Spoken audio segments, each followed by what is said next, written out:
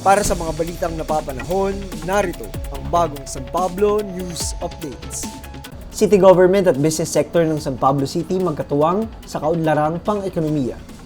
Formal na nilagdaan ngayong Hunyo 9 ang Memorandum of Cooperation sa pagitan ng pamahalaang lungsod ng San Pablo at ng Philippine Chamber of Commerce and Industry San Pablo City Chapter upang itatag ang Big Keys, bayan at industriya para sa ginhawa, kaunlaran at inklusibong serbisyo.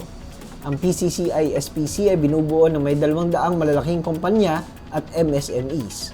Sa ilalim ng kasunduan nilagdaan ni San Pablo City Mayor Najib Biga Pangada at PCCI-SPC President Engineer Bernard De Requito, magkakatuwang ang pamahalaang lungsod at PCCI-SPC sa mga sumusunod na gawain. Konsultasyon sa mga pulisiyang pang-ekonomiya, pagbubuo ng mga programa, koordinasyon at pagmamanman ng mga inisyatibang kaugnay ng pagpapaunlad ng lokal na ekonomiya at pamumuhunan, negosyo, kalakalan at turismo, pagpapaunlad ng mga MSMEs, kooperatiba at kabuhayan, pagpapabilis sa mga proseso sa negosyo alinsunod sa Republic Act No. 11032 or Ease of Doing Business Act, at ang pangangalaga sa kalikasan, climate change adaptation, disaster risk reduction at pagpapanatili ng sustainableng pag-unlad.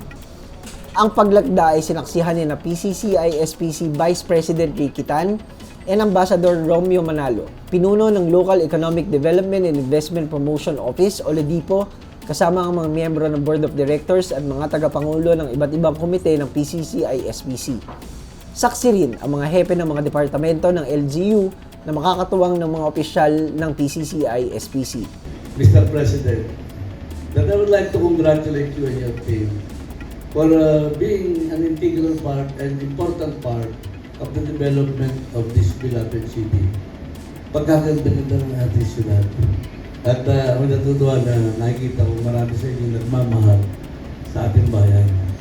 At ito po, sabi ko nga, ang commitment, hanggang kaya po natin, although mahirap panindigan, ito yung isang cotton-free city, KFC, it will remain and continue to be cotton-free. At lahat dito na may business people, lahat po kayo naka-witness na isang pera, wala po tayong kinunan ng walang resibo in our part.